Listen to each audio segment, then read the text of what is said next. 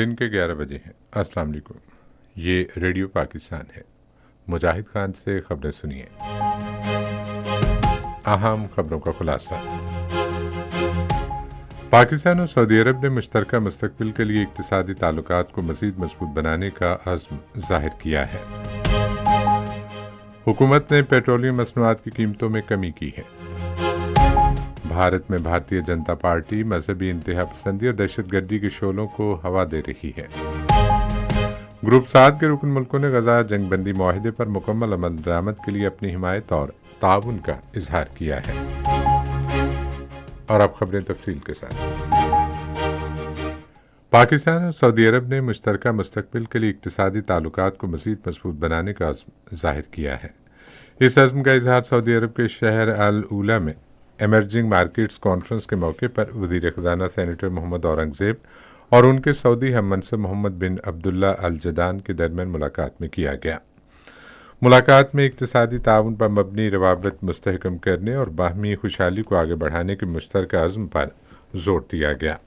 ملاقات میں دو طرفہ تجارت، سرمایہ کاری اور مالیاتی تعاون کو وسعت دینے کے مواقع اجاگر کیے گئے۔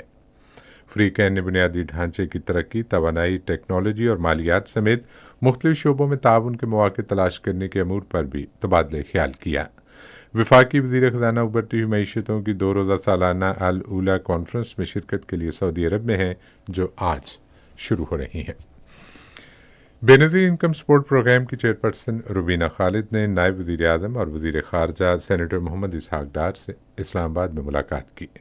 ملاقات کے دوران انہوں نے نائب وزیر اعظم کو BISP کی کارکردگی اور درپیش مشکلات کے بارے میں آگاہ کیا۔ نائب وزیر اعظم نے بے نظیر انکم سپورٹ پروگرام کے مختلف اقدامات کی مکمل حمایت کا اظہار کرتے ہوئے بین الاقوامی اشتراک کے ذریعے سماجی بہبود کے اس پروگرام کو مستحکم کرنے کے لیے وزارت خارجہ کے اہم کردار پر روشنی ڈالی۔ انہوں نے غربت کے خاتمے اور پسماندہ طبقے کو معاشی طور پر بااختیار بنانے کے لیے حکومت کے عزم کا اعادہ کیا۔ پاکستان نیشنل ہارٹ ایسوسی ایشن کے وفد نے تنظیم کے صدر مسعود الرحمان کیانی کی قیادت میں اسپیکر قومی اسمبلی سردار ایاز صادق سے اسلام آباد میں ملاقات کی۔ مسعود الرحمان کیانی نے ملاقات کے دوران اسپیکر کو لوگوں میں امراض قلب کی شرح میں اضافے اور اس سے منسلک خطرات کے بارے میں آگاہ کیا۔ ایاز صادق نے دل کی بیماریوں سے بچاؤ کے لیے عوام میں صحت مند طرز زندگی اختیار کرنے کی اہمیت پر زور دیا۔ حکومت نے آئندہ 15 روز کے لیے پیٹرولیم مصنوعات کی قیمتوں میں کمی کی ہے۔ وزارت خزانہ کے اعلامیے کے مطابق پیٹرول کی قیمت میں 1 روپیہ فی لیٹر کمی کی گئی ہے، جس کے بعد پیٹرول کی فی لیٹر قیمت 256 روپے 13 پیسے مقرر کی گئی ہے۔ ہائی سپیڈ ڈیزل کی قیمت میں 4 روپے فی لیٹر کمی کی گئی اور اس کی قیمت 267 روپے 95 پیسے سے کم ہو کر 263 روپے 95 پیسے فی لیٹر کر دی گئی ہے۔ حکومت نے مٹی کے تیل کی قیمت میں بھی کمی کی ہے، جو 3 روپے 20 پیسے فی لیٹر کمی کے ساتھ 174 روپے 85 پیسے سے کم ہو کر 171 روپے 65 پیسے ہو گئی ہے۔ لائٹ ڈیزل آئل کی قیمت میں بھی 5 روپے 25 پیسے فی لیٹر کمی کی گئی، جس کے بعد اس کی فی لیٹر نئی قیمت 161 روپے 6 پیسے سے کم ہو کر 155 روپے 81 پیسے ہو گئی ہے۔ نئی قیمتیں آج سے نافذ العمل ہیں۔ بھارت میں بھارتیہ جنتا پارٹی ملک بھر میں مذہبی انتہا پسندی اور دہشت گردی کے شعلوں کو ہوا دے رہی ہے۔ کشمیر میڈیا سروس کے مطابق ہندوتوا نظریے کو جسے مودی حکومت مذہبی انتہا پسندی کی شکل میں پھیلا رہی ہے، مودی حکومت کی سرپرستی میں فروغ دیا گیا ہے۔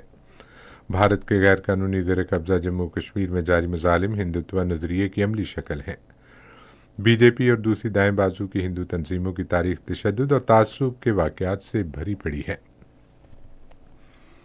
BJP کے اقتدار میں آنے کے بعد بھارت میں مذہبی اقلیتوں خصوصاً مسلمانوں پر تشدد کیا جا رہا ہے اور مودی حکومت مسلمانوں کو امتیازی سلوک کا نشانہ بنانے کے لیے قانون سازی کرنے میں مصروف ہے۔